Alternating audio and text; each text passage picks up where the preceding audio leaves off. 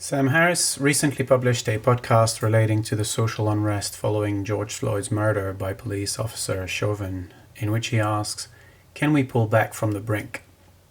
Many friends had recommended it, which prompted me to respond to this particular episode, although I'd been listening to and building a critique of Harris for years.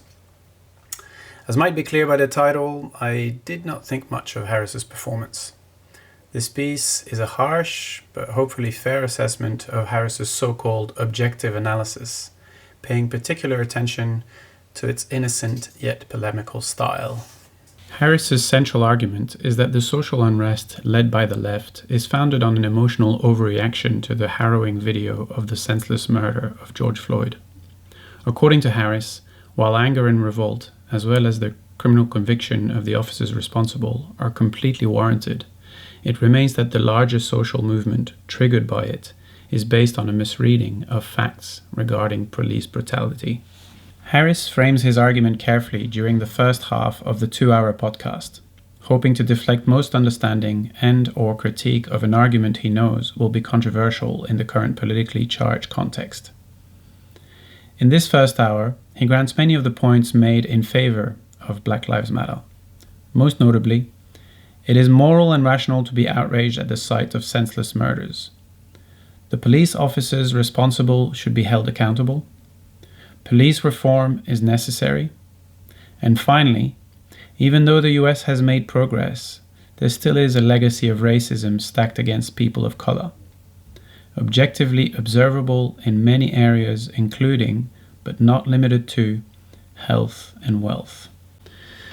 Once all the precisions and caveats have been made, Harris spends the second half of the podcast making the argument, with statistical support, that there is no epidemic of lethal police violence directed at the black community by racist cops and racist policies, and that social unrest and defunding of the police can only make things worse, especially for people of color, providing Trump with the political situation he needs to frame himself as the president of law and order. Instead, Harris claims to offer honest conversation as an alternative to tackle current sociopolitical issues, which he believes are the consequence of what he calls bad faith and bad ideas. In this piece, I point at the analytical and rhetorical dishonesty with which Harris engages in honest conversational monologues that could alternatively be understood as composed moral preaching. All or most of this is attributable to the moral panic kindled by the left, its loss of rationality and honesty, a common refrain on Harris's podcast. This argument is all the more obvious in the midst of a global pandemic.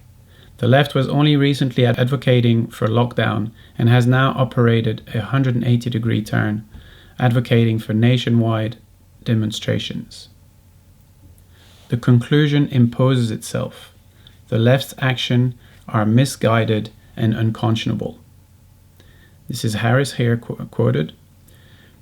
People by the millions are now surrendering themselves to a kind of religious awakening. But like most religious awakenings, this movement is not showing itself eager to make honest contact with reality. There are many specific arguments made, and I will not address them all. Neither will I produce or emphasize on alternative statistical data. In contradistinction to Harris, I hope to show that one need not hide behind pretenses of political centrality, often confused for neutrality, or superficially agreeable chatter to make rigorously constructed objections. Facts are necessarily politically contested and integrated in different ways in different political narratives. They are embellished, silenced, emphasized, and so on. Harris's naive understanding of objectivity and rationality largely denies the legitimacy of epistemic and political disagreements, instead framing himself as the sole voice of morality and reason while depicting others as the voice of bad faith politics. He thereby undermines the possibility of the scientific and democratic processes he claims to defend. That in itself is politically and intellectually dishonest or wildly misguided. I could of course focus on agreement and commonality. I obviously don't disagree with all Harris has to say. How could I? I have listened to his show for years and even tried a couple meditations on his app. It would be easy to be more charitable to Harris than what follows. No argument is ever perfect, and imperfect arguments do not necessarily entail bad intentions. Yet agreements need no resolutions, only disagreements do. This piece thus focuses on the weaknesses of Harris's arguments, which does not mean there is no room for agreement. Much of Harris's rhetorical strategy thrives off a common fallacy that I call claiming the middle high ground. This fallacy, and or rhetorical pirouette, consists in framing one statement as the rational and moral middle, located between emotionally driven and immoral extremes, supposedly transcending one dichotomy, but replacing it by another, and thereby falsely creating a perception of superiority. We should apparently uncritically accept that the center is epistemically and morally superior to any alternative. I see no reason to buy into this false logic. Centrists under Nazism supported an evil system. There may be obvious rational reasons for this, but this does not mean it is morally justified in abstract, nor does it imply that those resisting such regime were themselves overly emotional or irrational. There is no moral or epistemic silver bullet in abstract. Claiming that such absolute principle exists ultimately amounts to fundamentalism. The center should play its epistemic and political part well. It too should argue for, not merely assume, the superiority of its arguments, in context, rather than rely on blind dogma to enforce its political superiority. To be clear, I'm not claiming that Harris is the only person at fault. There are, of course, many on the left who engage in unproductive behavior and commentary dismissing anything that goes against leftist ideals as inherent bigotry, for example. My claim is that all parties on the political spectrum use varying tactics to effectively weaken political adversaries. Harris's pretense of objectivity and civility is one such tactic. The strong critical tone of this piece is propelled by an increasing unease and frustration with Harris's tilting at windmills, discharging all sorts of insults on the left, a vaguely defined epistemic and moral punching bag that seems better described by what occurs on Twitter than defined by careful analysis of its formal arguments. These would be a good place to start if Harris wishes to engage with heterodox ideas as he claims to. Let's begin with what I call Harris's rhetorical concessions. Harris's arguments nearly all rely on unwarranted analytical and or rhetorical asymmetries. I don't have access to Harris's intentions, thus I don't know if these asymmetries are made consciously or not. Yet this does not prevent me from underlining how these asymmetries function epistemically and politically. The first of these is the causal disconnection between the first and second part of the podcast. The two parts operate on different registers.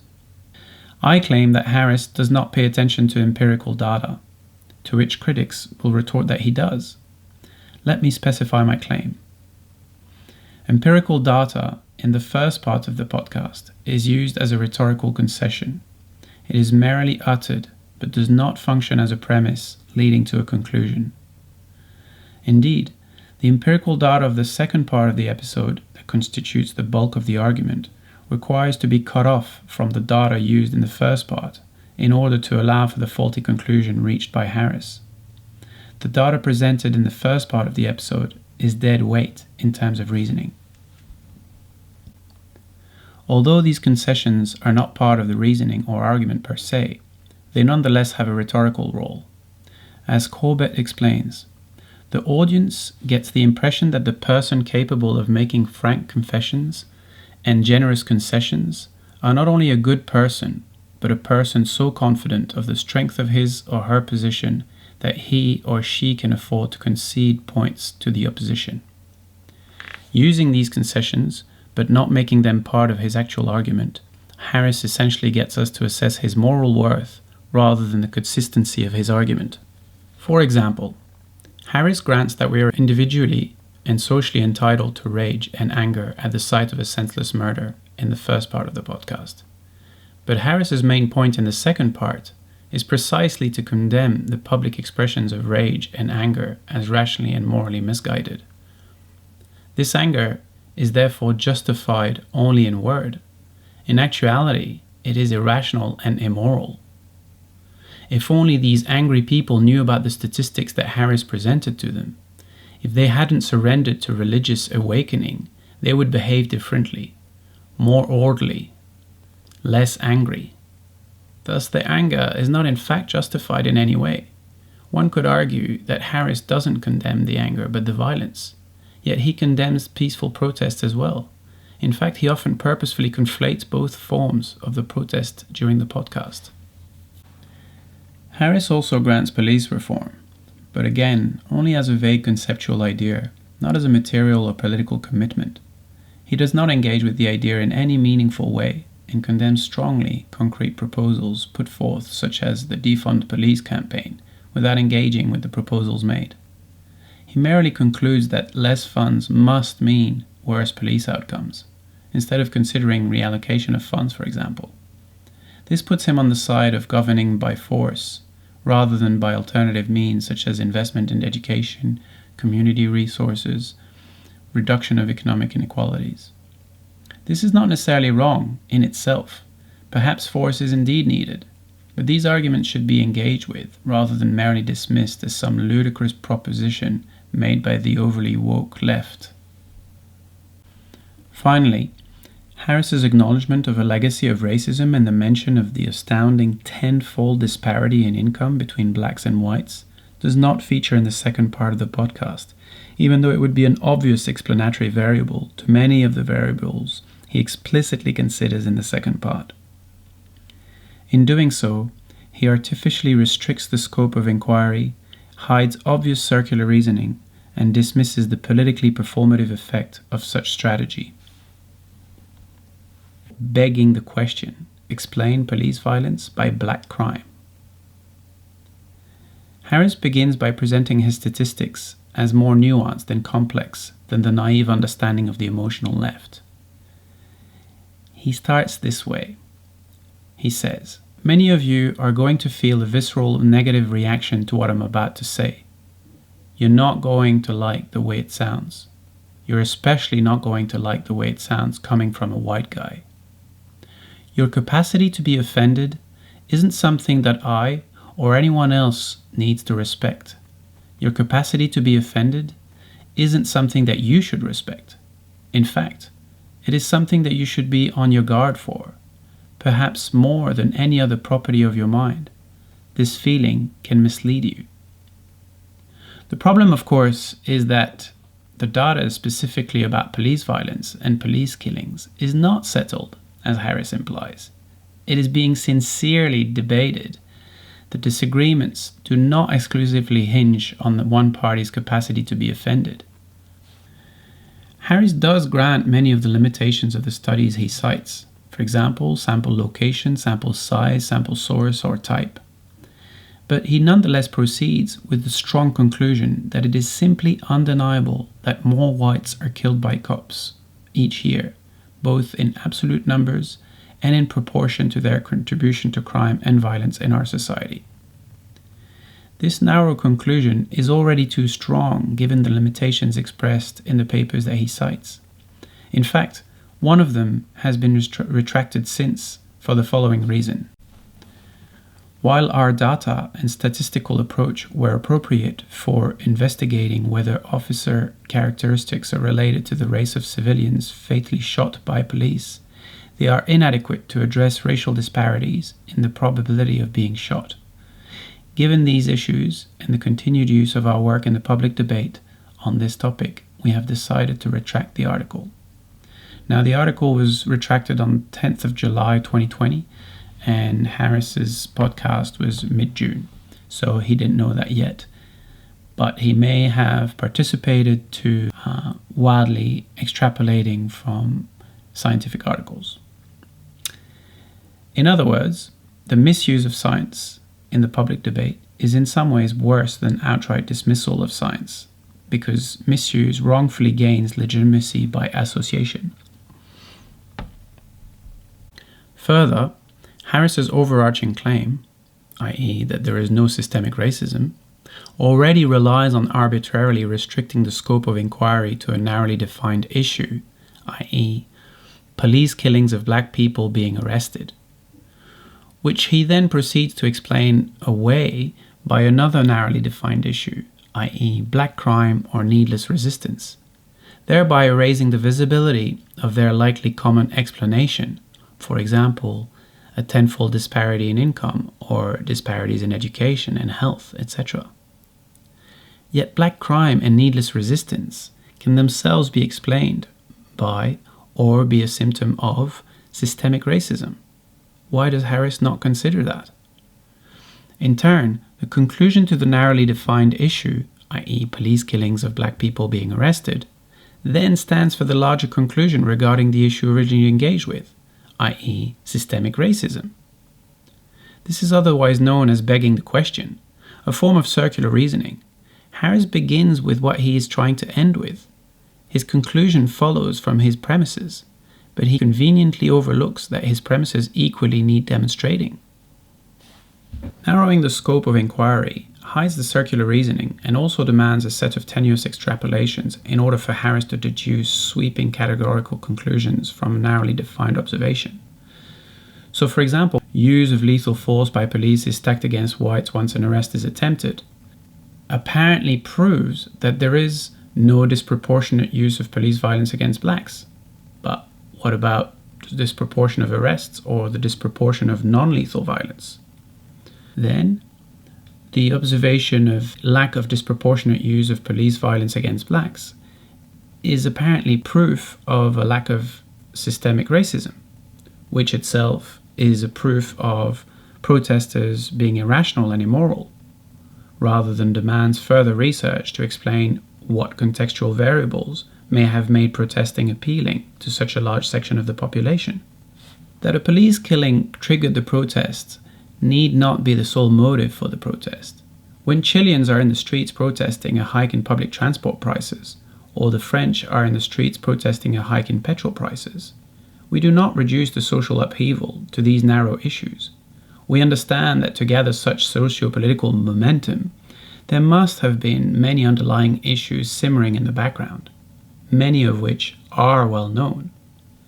Yet, an efficient technique to defend the status quo is to insist on narrowing the issue down, reducing it to an apparently superficial and mistaken reading of current events, thereby disarming the wider critique and restricting the explanation of social tensions to a punctual issue. Take the following quote from Harris, for example. If we're going to let the health of race relations in this country, or the relationship between the community and the police, depend on whether we ever see a terrible video of police misconduct again, the project of healing these wounds in our society is doomed. The statement makes sense, of course. It is trivial that we do not want such social upheaval for every instance of police violence recorded on camera. There will necessarily be many more, no matter how unjust and senseless they all are. However, this is not a response to an isolated incident. It is a response to a complex context. The US and the world have never before responded to videos of police violence on this scale, and this round of protests itself builds on the back of recent and further history of similar such tragedies occurring, like with Ferguson or Rodney King. The protests are not due to witnessing police misconduct. People are responding to repetitive, needless violence and murder in a context of heightened inequalities and deteriorating political representation. Harris reduces systemic racism to racist police killings, which amalgamates structural violence and direct violence.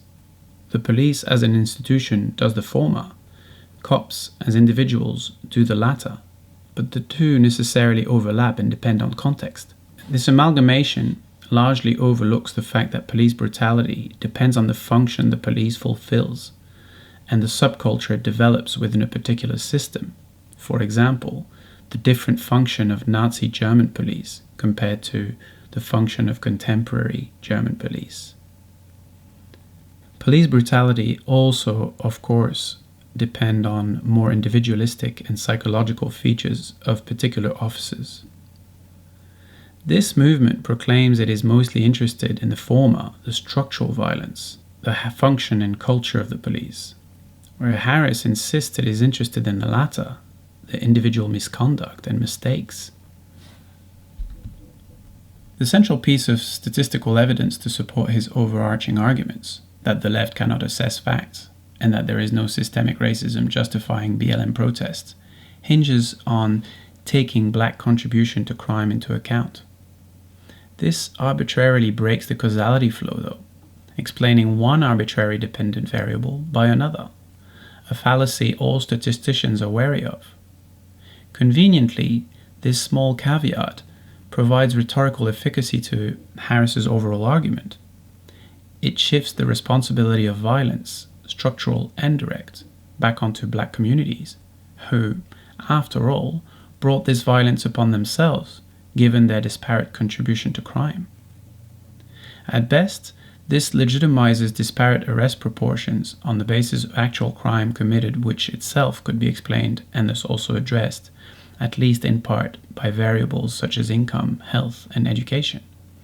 At worst, it implicitly legitimizes profiling, a practice which, regardless of context, is racist. It does not treat individuals equally.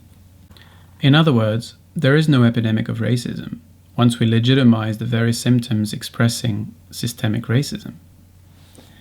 Gary Becker, a Nobel Prize-winning economist, advanced the argument that all crime is economic and all criminals are rational. Becker's crime and punishment, an economic approach, argues that would-be criminals make a cost-benefit assessment of the likely rewards from breaking the law against the probability of being caught and punished. There is no reason to think that Becker would explain police violence any differently than the way he explains criminal behavior via a moral essentialist explanation, for example. Cops are bad or cops are racist, etc. Becker would likely seek to identify cops' cost-benefit assessment, an explanation that would remain consistent no matter who is the subject of inquiry and no matter the level of analysis. If the behavior of cops, criminals, or protesters seemed irrational or inconsistent according to the explanatory model, Becker would try to find out what the theory is missing, not merely explain it by bad ideas or bad faith. Becker's analysis would also be free from having to engage in tenuous extrapolations and/or targeted analysis rupturing the causal flow arbitrarily. Interestingly, given the strong inverse correlation between income and crime, we could conclude that Harris unwittingly grants the existence of systemic racism by mentioning the tenfold income disparity between blacks and whites in the first part of the podcast. Yet, despite the rhetorical concessions made, the overall thrust of the argument remains clear. A lot of work is done to contextualize or explain police violence, understood as mistakes or misconducts by individuals, but no such contextual or systemic explanation is provided for crime or protest, or for the role of the police within a greater system. Consequently, police violence is euphemized and legitimized by Harris, i.e., on average, cops have good reason to act how they do given the context.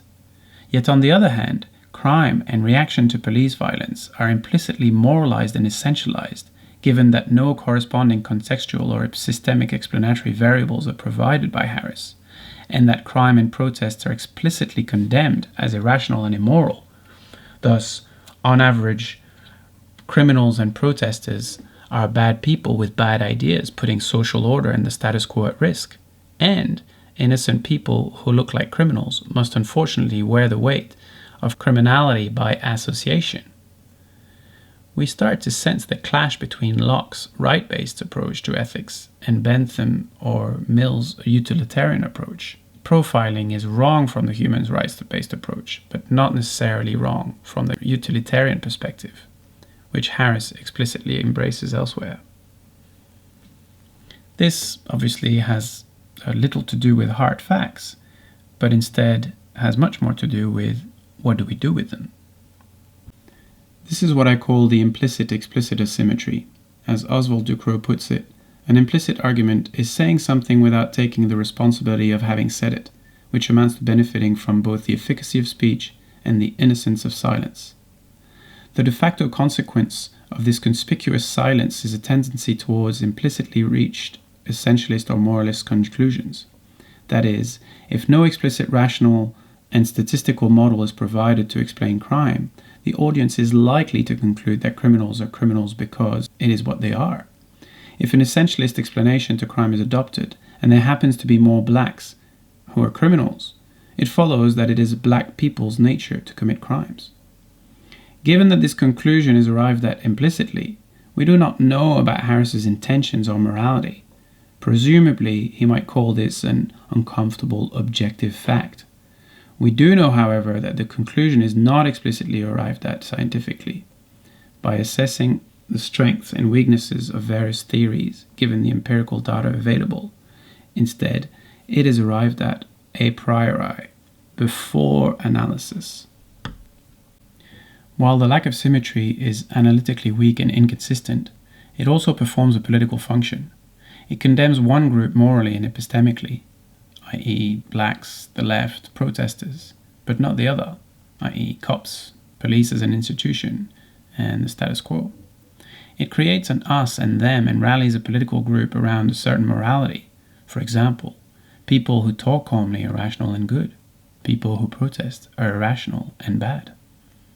We started out calmly assessing police brutality objectively with statistical fact, and we end up calmly placing the moral burden back onto the victims of this very brutality, all via rhetorical and analytical pirouettes under the veneer of rigorous thought.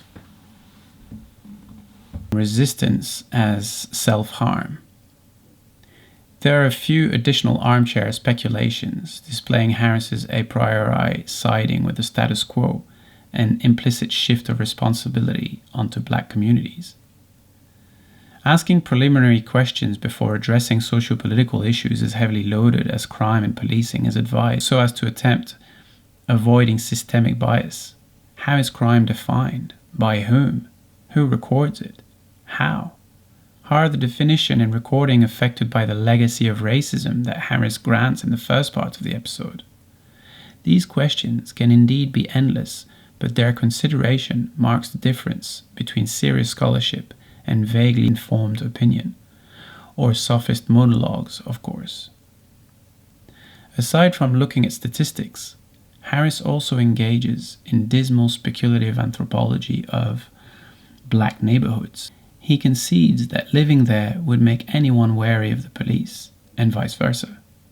He then goes on a strange line of thought, speculating that there is most likely a culture of resistance to arrest in these neighborhoods, which he claims is an incredibly irrational thing to do. Harris mentions a thought experiment in which a guy who looks like Ben Stiller, i.e. himself, is wrongly reported as suspect and is arrested even though he knows he is innocent. Presumably, Harris is attempting to show his ability to empathize, but the reality is that such acontextual thought experiments necessarily fall short by design, precisely because they do away with context, history, and identity. In other words, Harris is simply beside the point here.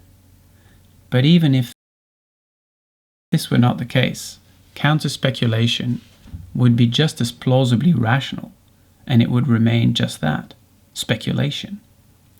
For example, if systemic racism was indeed a variable, and profiling was a pervasive strategy used by police, and police tended to arrest more innocent blacks than innocent whites, which is also granted by Harris, would it not be rational to think that police encounters with whites would comprise a higher number of encounters with genuine criminals, rather than merely suspected criminals?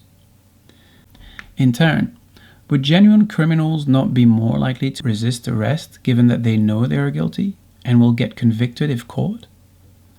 Harris surprisingly suggests the opposite, arguing that innocent people are likely to resist police arrest given that they believe shouldn't be getting arrested. If indeed there is a higher prevalence of genuine criminal arrests within the sample of white people arrests, and criminals are indeed more likely to resist arrest, could this not explain the higher prevalence of lethal force on white people for contextually justifiable reasons? In other words, police kills more criminals than innocent people. Is that surprising? Importantly, this explanation would in no way erase the existence of systemic racism. This is not to actually make the argument one way or another. It is simply to point at the fact that Harris's rational thought experiments are largely unhinged from any scientific or observational value. They are mere speculation and blatant biased assumptions passing for rational thought. Additionally, regarding innocence resistance to arrest, would Harris also argue that resistance to rape or slavery is irrational?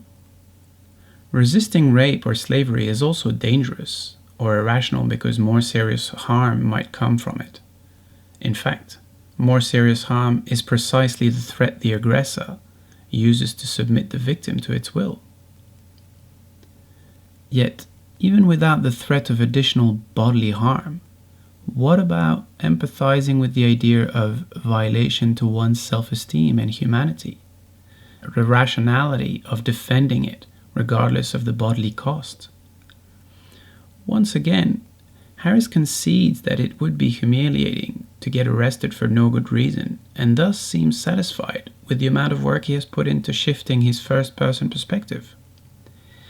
But if systemic racism were indeed a relevant variable, then the logic of violation by police, even if only symbolic, would necessarily be part of the story as regards to the violation, as well as in regards to the victim's need to resist, rationally. Keeping in mind that this is already granting that there is indeed a culture of resistance in black neighborhoods, which is only speculation by Harris, but ultimately feels like an established fact. It might be argued that this counts as a hyperbole, that on average, police abuse of power is not comparable to rape or slavery. Yet this is not strictly correct. There are plenty of anecdotal testimonies of disenfranchised people whom, as granted by Harris, are statistically disproportionately black, who have been wrongfully or overly violated at the hands of police. And this constitutes another systemic asymmetry not seriously considered by Harris: data asymmetry. Institutions collect and centralize data more than individuals do, and police presumably collects less data on its own wrongdoings than on the mission it is designed to fulfill, which necessarily stacks the debate a certain way. A lot of data on crime, much less on police violence. Fryer, the author of the paper Harris' central argument relies on, acknowledges that 3 of his 4 data sets were provided by police, which he says is equivalent to analyzing labor market discrimination on a set of firms willing to supply a researcher with their human resource data. With this strange puzzlement at a culture of resistance, Harris surreptitiously shifts the blame onto the victims once again. Not only are they already made responsible for excessive police encounters due to their disproportionate contribution to crime, but their rationality as individuals must also already conform to the very authority that violates them. Their rational choice is already restricted to subservience rather than open to affirmation and resistance. In calling resistance irrational, Harris frames resistance as self-harm, for which one is responsible, rather than as the warranted reaction to an unjust systemic violence, for which one is not responsible, but to which one can attempt to resist. Harris attempts another contextualization of police violence. He states that there are only 1,000 deaths in the midst of 10 million arrests per year. But he does not question whether 10 million arrests per year is itself warranted, because he narrows down the question to police killings. Little side note here. In his usual manner, he does raise the point that there are other countries that count much less arrests per capita, and that thus this number should not be seen as satisfactory. However, as with the rest, it ends up being a rhetorical concession that does nothing for the argument. It is something worthwhile investigating at some vague point in the future, and for now it plays no part in the story told.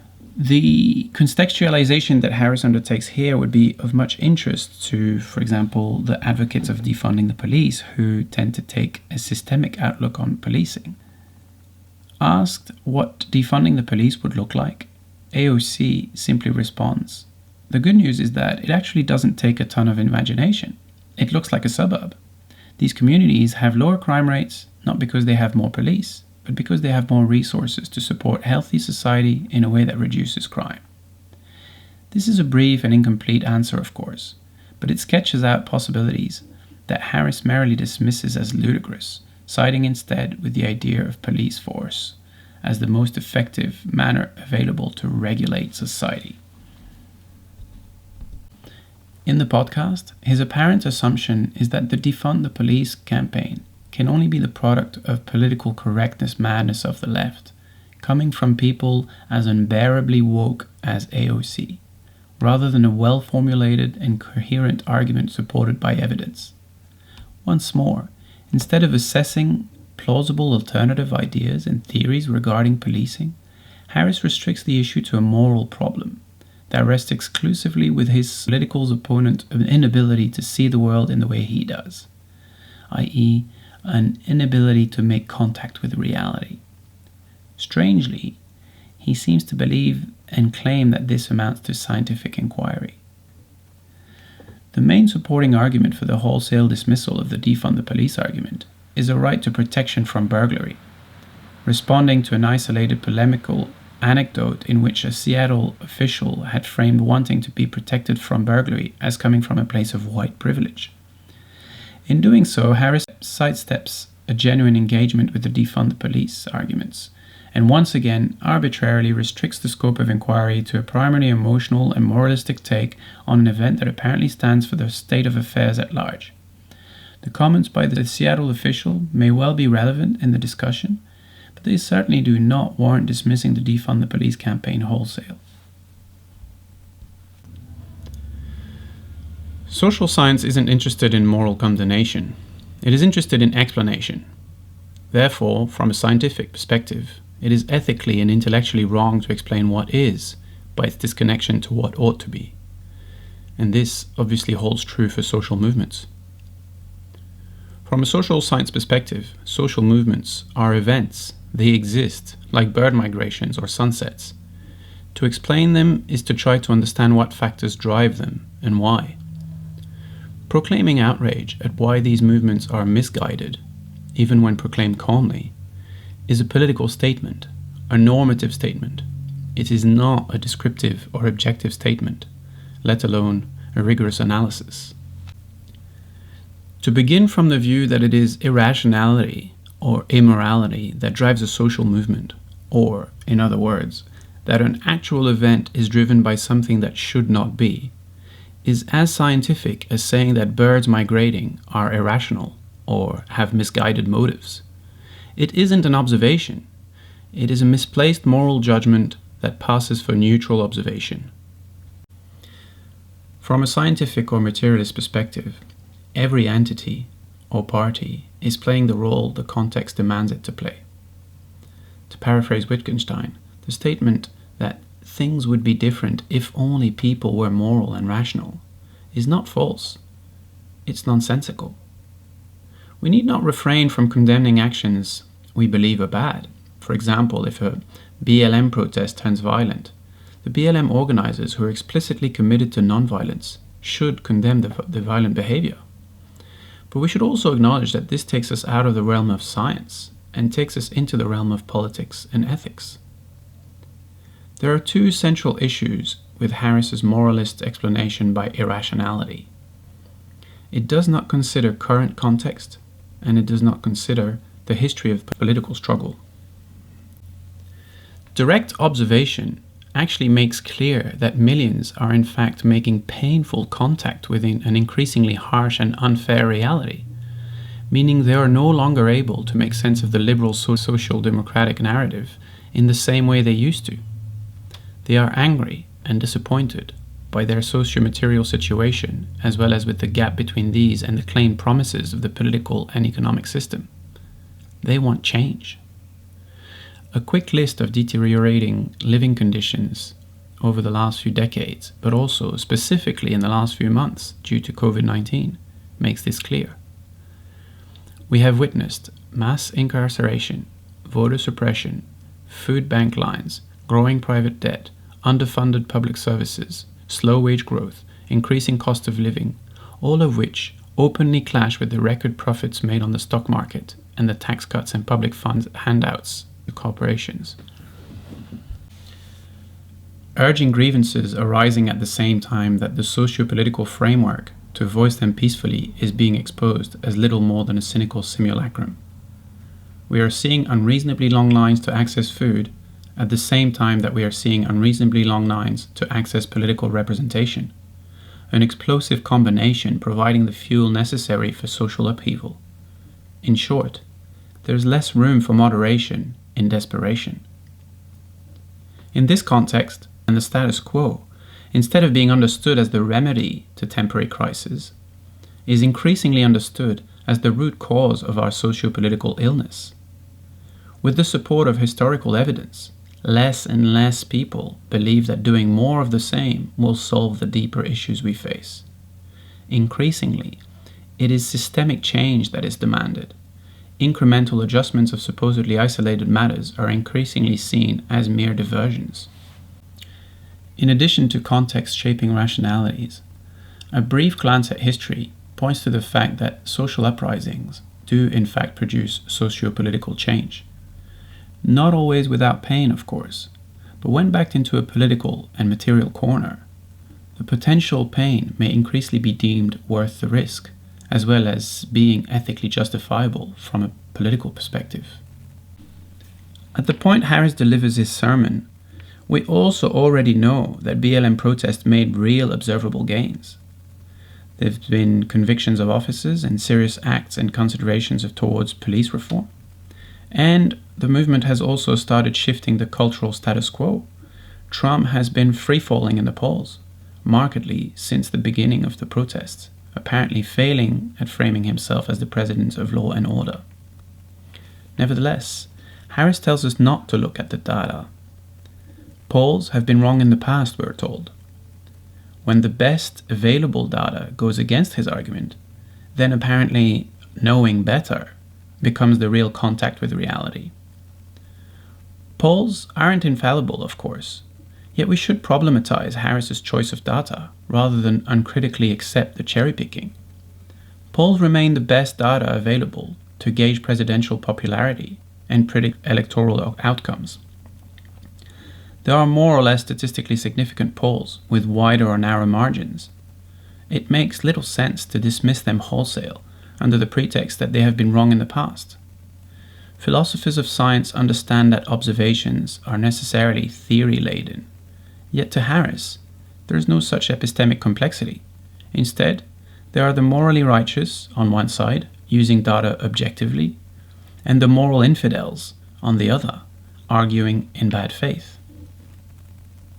Thus, as we've seen, protests, violent and not, are demonstrably justifiable as regards to the conditions that produce them and as regards to the outcomes they have produced in the past. We may still wish to assess what is ethical, of course, but this shouldn't pose for science, and it is not the same thing as stating that those acts are driven by an inability to make contact with reality. Harris claims that reason and the scientific method can tell us what is objectively true about morality. In philosophical jargon, this position is called Scientism. It basically confuses the is and ought distinction, famously laid out by Hume nearly 300 years ago, and it has not been resolved in any definite terms since. Scientism confuses facts and values, observations and theory, science and philosophy. It is problematic in the field of natural sciences, but it is even more problematic in human sciences and in fields outside of the scientific scope of inquiry like ethics, aesthetics, or politics. Harris is one of the best-known culprit of scientism, and yes, it is an epistemic offense. His book, The Moral Landscape, is subtitled How Science Can Determine Human Values. For brilliant critiques of the book, see here and here. Arguing against scientism isn't tantamount to dismissing rational and reasonable ethical frameworks or falling for relativism. It merely means that these frameworks have to be constructed and debated on top of philosophical claims, not scientific ones. In practice, It also means that we should be wary of those who claim that their moral stance is scientific or natural. They are likely radical moralists, cloaking themselves as scientists. This central committed epistemic confusion leads Harris to repetitively present normative statements as objective statements, thereby undermining the possibility for scientific and/or political discussion, given that morality determines his scientific conclusions, meaning that if Harris disagrees strongly enough with his interlocutor, he must also morally condemn them. It might be argued that only French and German philosophers, known in some circles as postmodern cultural neo-Marxists, emphasize on the problematic nature of epistemic claims. Yet, in the second half of the 20th century, the Anglo-Saxon analytical tradition has also largely come to the conclusion that truth is a thorny problem that always necessarily relies on presuppositions, regardless of morality. Some examples of these are Quine's two dogmas, or Popper and Kuhn's theory-ladenness, and Wittgenstein's language games, and or his whereof one cannot speak, thereof one must remain silent. The problem doesn't lie in making normative statements. We should, in fact, make normative statements to know where we want to go. The problem is confusion about the type of statement being made. Harris's email exchange with Chomsky, that Harris aptly titles The Limits of Discourse, is a good example of this unbridgeable epistemic gap between abstract, a priori moralism and empirically grounded analysis. Harris seems to believe that the crux of any socio-political analysis is to assess the morality of each actor, which apparently requires assessing their intentions. Yet, access to anyone's intentions is at best dependent on determining the truth of their testimony about them, testimony which could be unreliable. Alternatively, intentions can be tentatively deduced by critical observation of events, which is more or less Chomsky's approach. And to assess the veracity of the actor's testimony, we depend on cross-checking it with our independent empirical observations. As Chomsky asserts, most actors claim to be doing their bad deeds for a good cause. Therefore, this standard of assessment is no standard at all.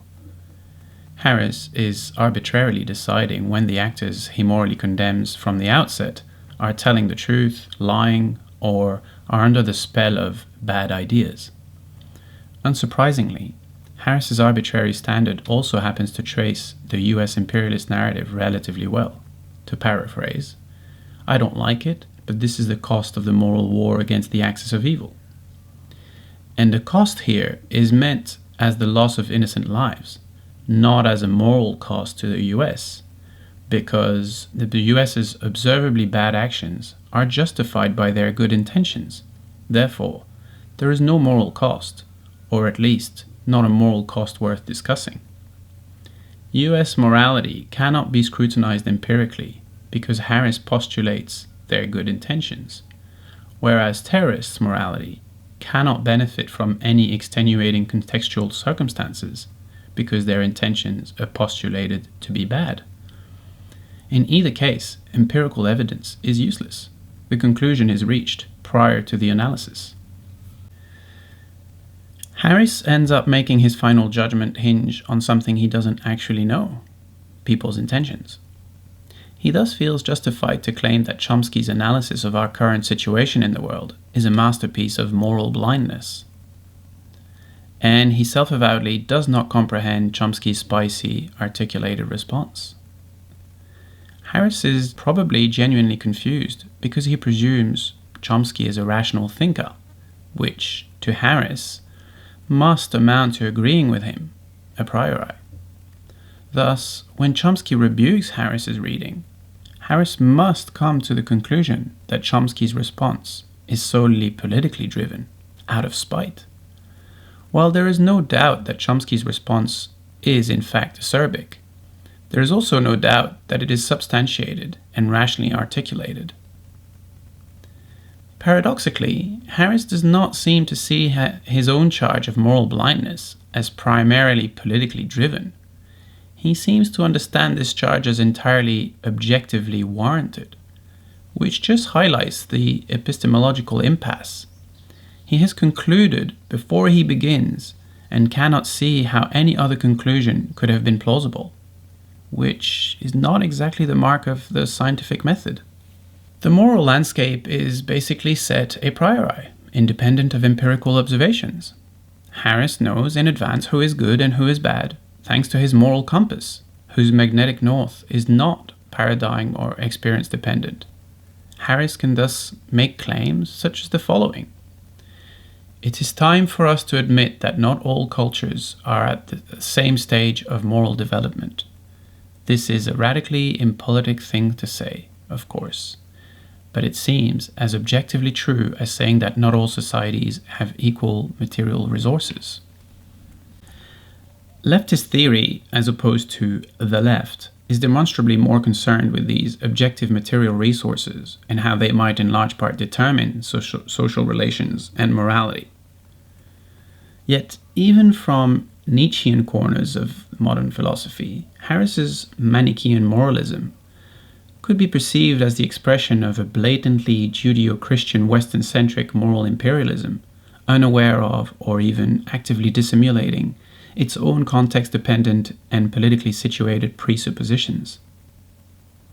Remaining on the left, this gap of focus between abstract and empirically grounded statements is also present in Chomsky's critique of Rawlsian theory of justice. He kind of says it might be an interesting theory, but it has little empirical footing and thus also little practical use to establish a diagnosis that actually makes contact with reality. Yet here, neither author appears to feel the need to accuse the other of moral blindness.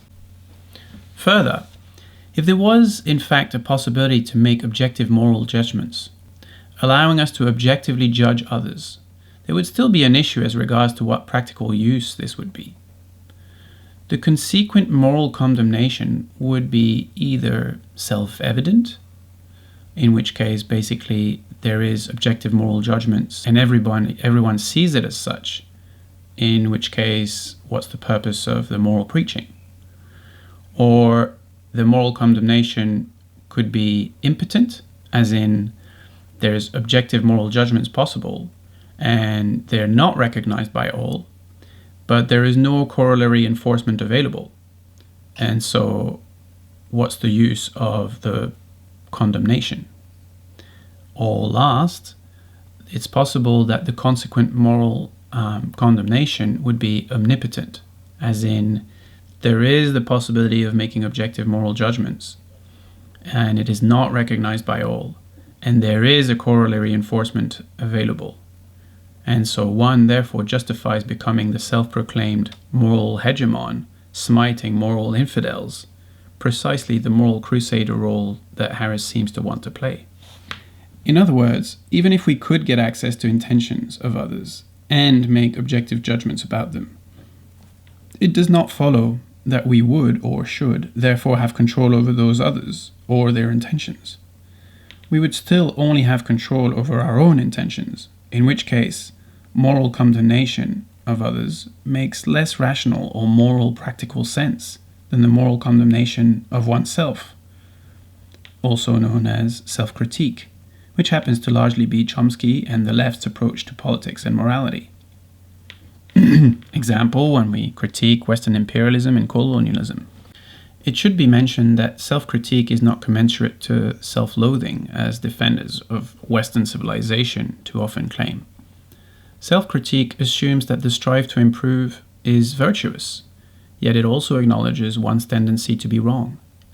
That is the very process that should guide scientific research, as well as ethics considerations, not a priori moral condemnation of others. Surprisingly, Harris does not seem to consider that by seeking to make unwarranted categorical or universal claims in ethics and politics, founded on his inner moral compass and his ability to judge the moral failures of others, he exits the field of science, natural and social, and instead joins the religious fundamentalists he so harshly criticizes as one of the four horsemen of new atheism. He ends up embodying and defending a kind of strange, radically committed religious atheism. Sophistry is the practice of using clever but false arguments, often with the intent of deceiving. The term is mostly understood as describing a communicational tactic used for political ends rather than as a form of knowledge in itself. Harris's sophistry is of a different kind. His moralist sophistry is baked into his epistemology, Scientism. Given Harris's inability to comprehend his epistemic or moral failings due to his committed inability to differentiate between them, he is also unable to tell the difference between the different types of critiques leveraged against him. Thus, if deep enough, all critique is bad faith, quite literally. Meanwhile, Scientism provides Harris with unwarranted political legitimacy by association. He uses the words, concepts, and style of science to justify a moral a priori, while undermining the scientific method. Harris can work deductively, finding the objective data that fits his a priori moral model, and alternative theories can be dismissed as irrational and immoral. Conveniently, this position also alleviates the necessity to do the inductive and theoretical legwork, making it easy to overconfidently speak about a wide spectrum of subjects. Tilting at windmills, the straw man by anecdote and the straw man by literal reading. Following the is-ought confusion that serves his moral crusade, Harris engages in what I call tilting at windmills, repetitively reducing his moral opponents to their worst possible moral component. Consequently, the left is not a political view or a body of political theory. It is morally reduced to the sum of the worst anecdotes one can find on Twitter, or anecdotal evidence of injustices caused to people in positions of relative privilege. It's a straw man by anecdote. Islam, on the other hand, is not an actual existing largely peaceful community of believers who have varied interpretations and modes of expressions of their faith. It is morally reduced to the violent passages of its founding text, a straw man by literal reading. It is this same literal reading that makes Harris trust the US and Al-Qaeda's testimonies when discussing his book The End of Faith with Chomsky. This trust in the self-proclaimed intentions overlooks that, as things stand, the US always gains from claiming innocence, given that they frame themselves as peacekeepers, while Al-Qaeda always gains from claiming guilt, given that they wish to produce terror. Whether these claims and their related intentions are true is in many cases irrelevant. What matters is what claims play in their political advantage in a given context. The point is not solely to establish who did what, but also to consider what conditions determine each actor's rationality and morality. Otherwise, we fall back on essentialist understanding of good and evil. Harris's literal reading of religious texts bears the mark of fundamentalism, reducing text to a single possible interpretation independent of contextual factors relating to authorship, interpretative iterations, or readership, unable to take rational distance from a message, taking it as an absolute truth to merely morally affirm or condemn. In contrast, the founder of the sociology of religion, Max Weber, has this to say: "Whoever possesses charisma for employing the proper means is stronger even than the god, whom he can coerce to do his desire.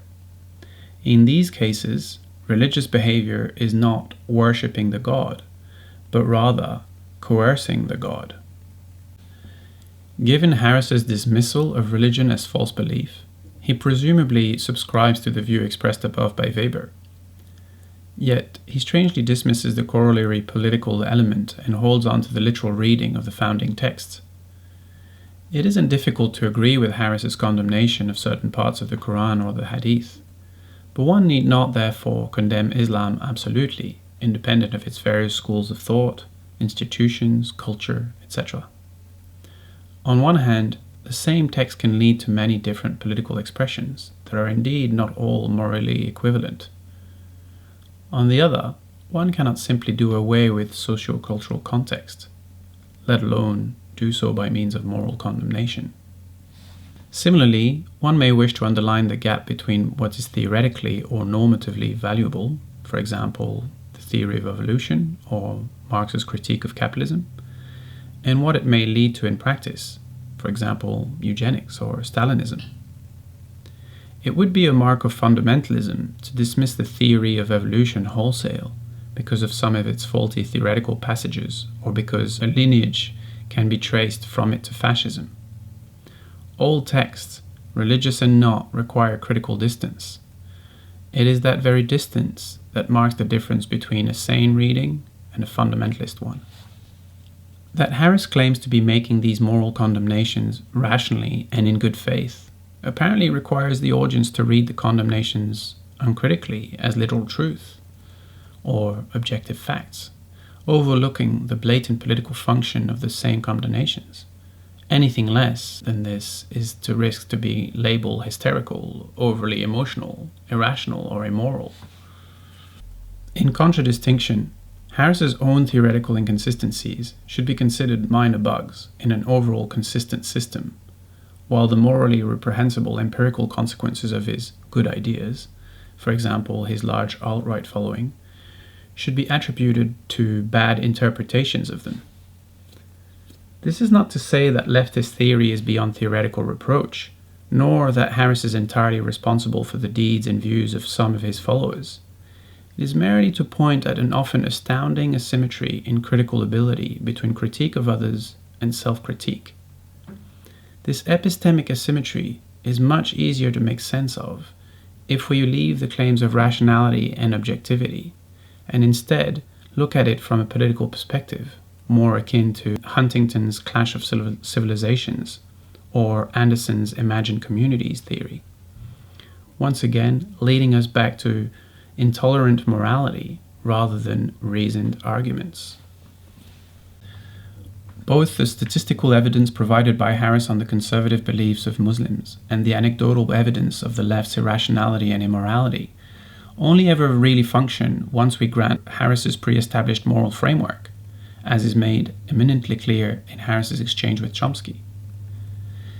This makes Harris a poor analytic philosopher, unable to assess the internal consistency of propositions other than his own, as well as a poor continental philosopher, uninterested in ascertaining what implicit assumptions might be determining the very framework within which he is asking the question. His call of a moral panic kindled by the left is a good example of this political erasure. On one hand, it is simply lazy. It serves to frame his political opponents as illegitimate epistemic opponents whose immorality has led to their loss of rationality, or vice versa. On the other hand, he once again does not seem to consider the de facto political function of making such call. That is, he is uninterested in the audience's reaction to the irrational and chaotic state of affairs he depicts. He leaves it up to his audience to decide whether the crisis should be policed, as well as how and by whom. Once more, it is as if what he says has no consequences in the real world, but what others say has unfathomably dramatic potential to unleash, well, a moral panic. Politics of the status quo, replacing political change for normative concern. Although Harris makes many of his arguments by committed sophistry, more honest ways of making similar arguments exist. One might insist on the importance of one variable over another as explanation for this or that occurrence, emphasize on a different understanding of the individual or human nature, depict a slightly different context, and so on. While Harris does not engage with leftist theory and instead focuses on anecdotes or events that stand for the left, there is nevertheless a clear theoretical clash that I attempt to sketch out very briefly below, to then provide examples of how Harris articulates this politics of the status quo in the podcast episode.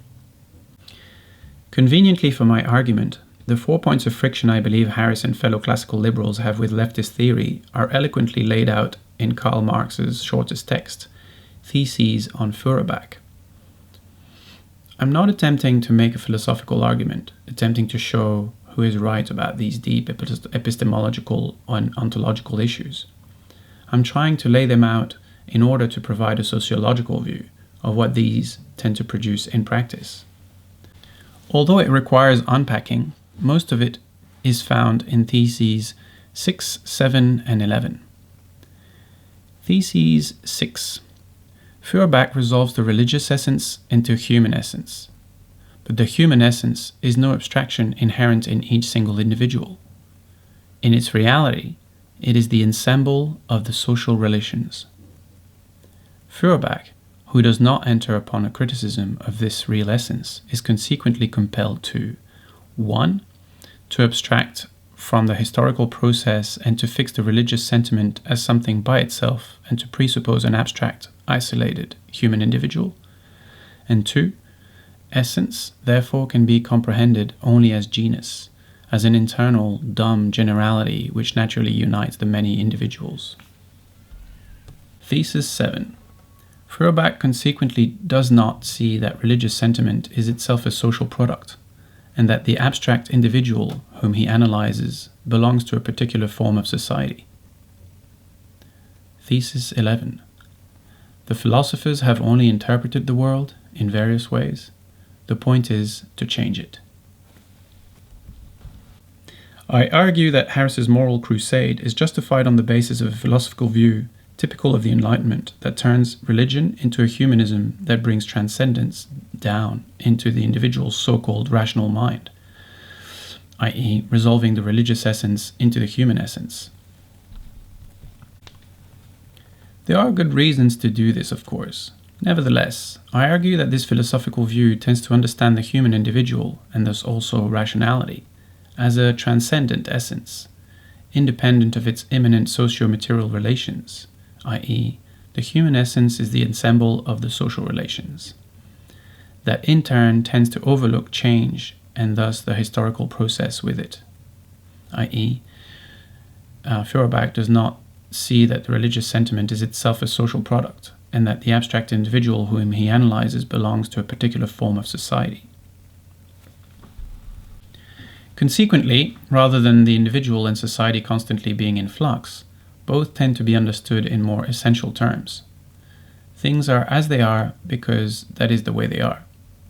The accent on essence in turn tends to frame the philosopher as a contemplator and theorist whose role is to judge reality as it is, whereas, as we know, Marx takes the epistemic route of praxis and the revolutionary political route.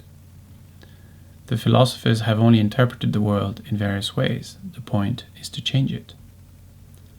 Although Harris is engaging in inane normative judgment rather than theory, Marx's objection to Feuerbach remains a good base to underline this conceptual clash. What might be the socio-political implications of these diverging conceptual commitments? Well, similarly to rhetorical concessions that in effect do not participate to the explanatory model but function as a performative moral defense, we see that for Harris, the socio-material context of growing inequalities and genuinely precarious living conditions are real, but they are less real, or at least less important, than irrationality and immorality. In other words, they are less of a problem than real cancel culture, itself mostly consumed by moral condemnation. Alternatively, we could grant that Harris does think socio-material conditions are indeed a problem. Nevertheless, even then, political struggle will not address it. Power relations are not the issue. A lack of knowledge and bad ideas and bad faith are the issue. Here we see the essential and contemplative view pointed out above that places abstraction and contemplation at the center of its understanding of reality, and thus also at the center of its politics. One can only know or condemn. There is no room for producing change. Harris tends to combine this primary concern with morality with a kicking the can down the road approach to empirical issues that concern us now. When he gets to the heart of the issue, he says evasive things like, "Whatever is true here is something we should want to understand." Or, for example, "This is another vicious circle that we must find some way to interrupt." These phrases are in line with his advocacy for honest conversation, a kind of vague commitment to knowledge in the future without a concurrent political commitment to act. Doing so, he surreptitiously replaces actual political and material change for knowledge and dialogue. It is nearly as though his heartfelt interest in matters of police violence was supposed to soothe or alleviate some of the victims' suffering. There is little doubt that knowledge changes the world. Nevertheless, there is also no doubt that vague promises of change based on further research are not tantamount to enacted political change. The evasive sentences used by Harris tend to function in two ways that rely on the dual meaning of the word theoretical. Theoretical as abstraction and theoretical as potentiality. First, these sentences euphemize the problem at hand by theorizing it. The problem is framed as something abstract to be primarily understood and studied, rather than a concrete problem that primarily needs to be addressed in concrete terms. Second, they also provide no concrete commitment in resources or time. There is only a theoretical commitment, in posse, that might or might not happen. Harris rides on the epistemic assumption of the precedence of ideas. We should understand before we take action. That is the only rational thing to do. Conveniently, on a performative level, wanting to know more is also morally commendable, which entails positive public reception and provides self-esteem, a boon for Harris's moral crusade. There is no need to understand action and understanding as mutually exclusive. Nevertheless, contextual urgency should be taken into account in order to better prioritize what needs doing. In a house on fire, one does not try to make sense of how fire propagates at different speeds depending on the volume of the rooms. One rationally tries to escape. The priority is rational action rather than abstract knowledge accumulation. The ethical implications of this observation shift into uncomfortable territory if it turns out we are in fact contemplating other people in a house on fire from outside, telling them we empathize but that they should primarily remain rational, by which we mean that we are committed to understanding the situation but not committed to an actual plan to get them out as soon as possible. Additionally, we occasionally make implicit comments telling them that after all, it is their house that is on fire, not ours. From the status quo idealist's perspective, the fire isn't something real until its abstract essence is understood. Therefore, while they can grant that the fire is affecting people in real terms, for example, tenfold income disparity, the only solution available is more abstract knowledge and no-stake honest conversation. From the status quo idealist perspective, historically or politically situated knowledge amounts to perverted biased knowledge, which cannot be condoned. From the left's perspective, on the other hand, there is nothing more real than the socio-material conditions affecting people in actuality. And thus, from this perspective, promises of abstract ideal knowledge primarily function as a political tool to maintain the status quo. For example, that some people are in the house on fire, while others are not. Condemn politics of change, sell essentialist politics. According to Harris and other liberal acolytes, politicizing the socio-political categories we're hoping to ideally dissolve amounts to a contradiction, a kind of equivalent to fighting violence with violence, or a case of tolerance not being commensurate to tolerating intolerance. If we wish to fight racism, why don't we just erase the words black and white? In other words, because our ideal is to have a socio-political system that is fair to everyone, regardless of identity, it is claimed to be contradictory to politicize identity as a means to get to a fair society. With this argument, the status quo idealists tend to make future ideals have more epistemic weight than current and past empirical facts. Importantly, this emphasis on the ideal normative view that precedes the socio-material empirical diagnostic tends to derail what the conversation and points of disagreements are actually about. There is in fact little disagreement between centrist liberals and socialists as regard to the ideal societal goals relating to race. The crucial differences lie in the diagnosis and in the solutions proposed.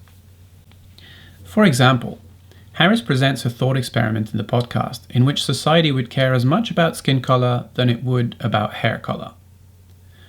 I argue that this thought experiment is dead weight as regards to the problems at hand. It mostly functions as a way to falsely pit Harris's morals against the morals of his opponents. It is dead weight for two reasons.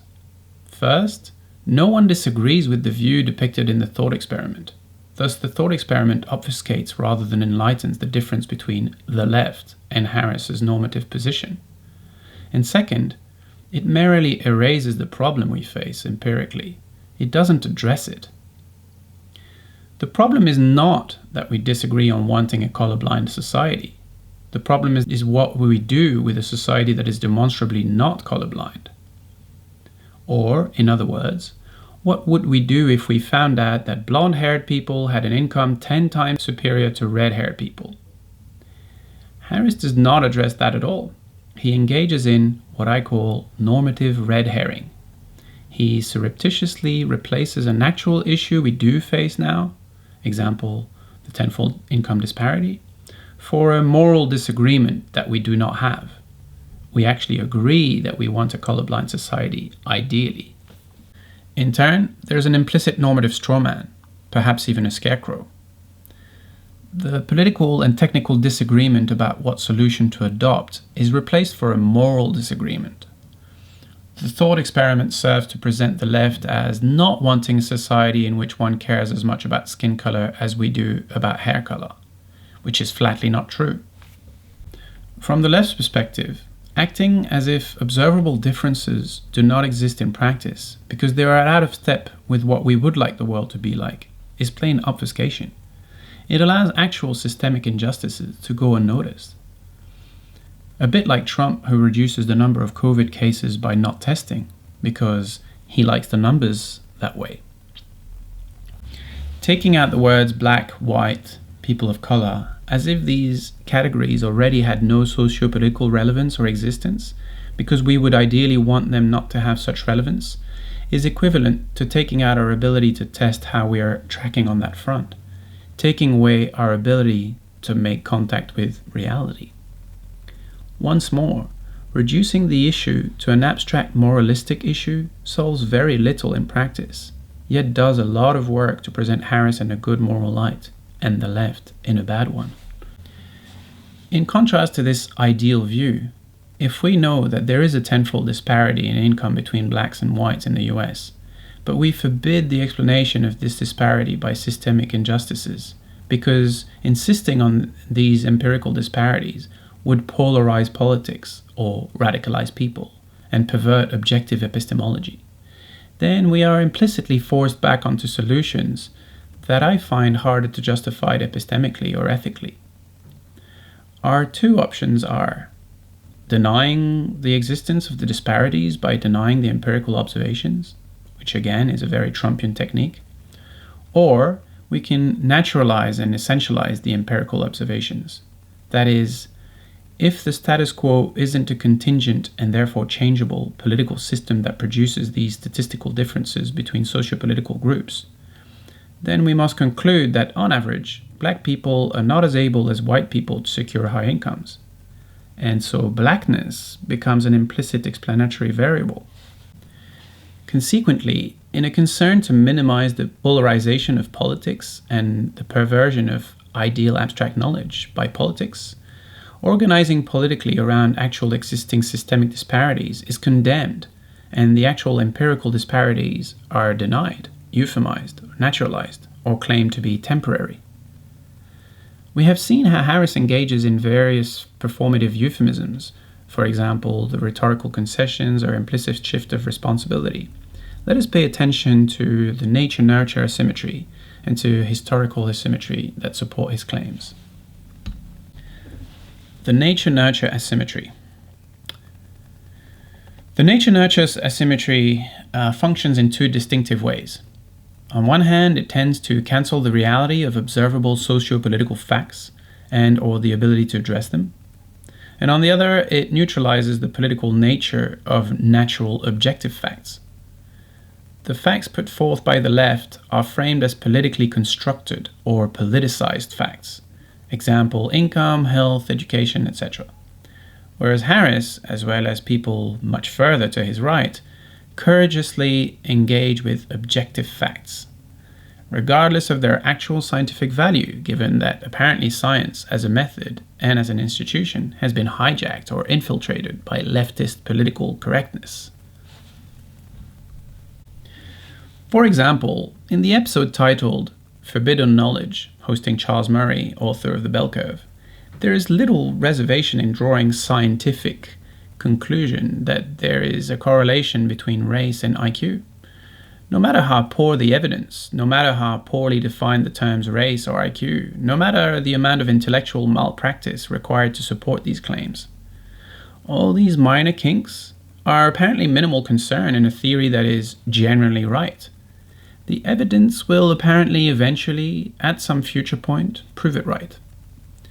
Thus, even though this scientific statement is heavily scientifically critiqued, in part due to the large number of logical fallacies and outright fraudulent practices that support the claim, it is nevertheless presented as settled knowledge, whose sole crime is to go against the political dogma of the left.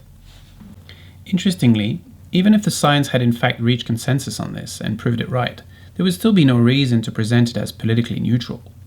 This is close to what is known as the appeal to nature fallacy, in which what is natural is deemed good or is normalized, overlooking our ability to address natural issues politically or technologically, for example, healthcare, democracy, antibiotics, as well as our ability to produce issues politically and technologically, for example, fascism, the atomic bomb, or pollution. The observation of differences in abilities between people does not in any way justify any corollary socio-political hierarchy. Even if objective differences are observed, the full spectrum of societal responses to these differences remains available. One can still engage with observed injustices founded on unwarranted normative stereotypes. After all, is liberalism not about individual rights and equality of opportunity regardless of natural differences? Thus, the crux of the disagreement is only partly dependent on these supposed natural differences. The disagreement also lies in how much we actually commit to achieving such human liberty, and by which means, as opposed to being committed to it in principle, but unwilling to do much about it, essentially naturalizing injustices that could otherwise be addressed. Paradoxically, the political instrumentalization of objective data is largely overlooked in the Forbidden Knowledge episode. While Murray keeps making rhetorical concessions, for example, the data is not fully conclusive, nurture matters, etc., the last section of the bell curve is specifically about public policy design. Thus, the natural objective facts are presented as politically neutral, yet public policy recommendations directly follow. If this is not politicization of facts, I don't know what is. In any case, these inconsistencies aside, Harris and others charging the left of racial reification rests, in my view, on an essentialist reading of leftist views.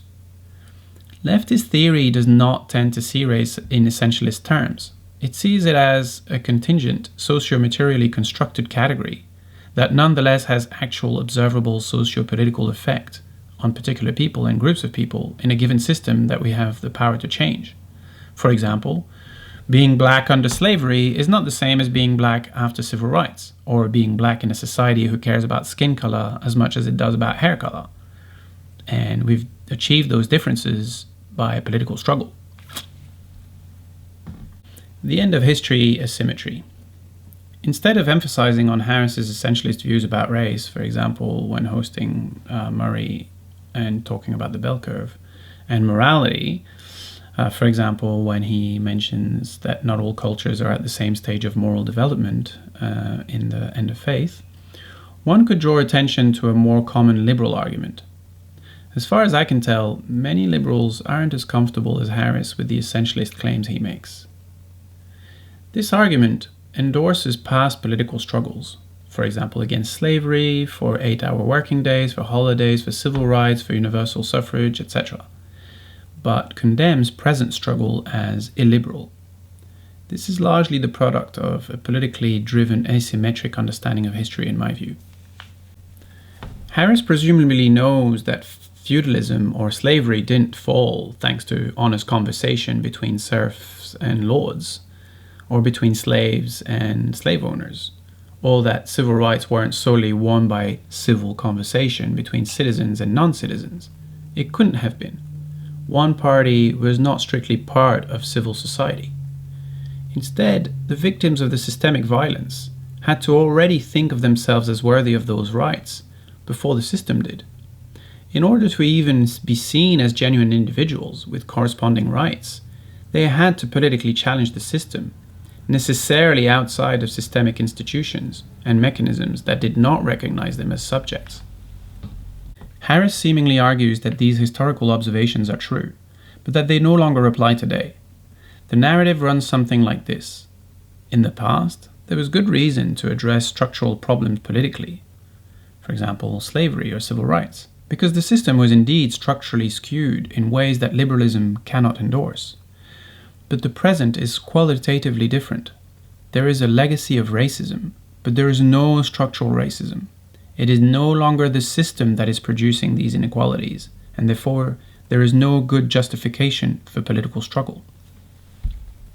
Instead, we should assume that it is beyond doubt that liberalism is committed to socio-political fairness in more than just words, even though it repetitively euphemizes blatant empirical socio-political disparities, occasionally justifies their existence as the expression of essential differences, and asks us to have faith that the status quo is the best equipped to address these disparities, even as inequalities have been rising for the last 40 years.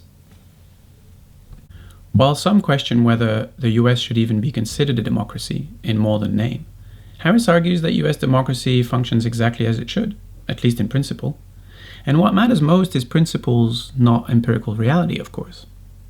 Pervasive and long-standing inequalities and injustices will apparently sort themselves out if only we, remain committed to good ideas, like democracy, no matter how impotent these mechanisms may be in actual fact. Once more, the disagreement is not, as Harris claims, between liberals wanting democracy and the left not wanting democracy.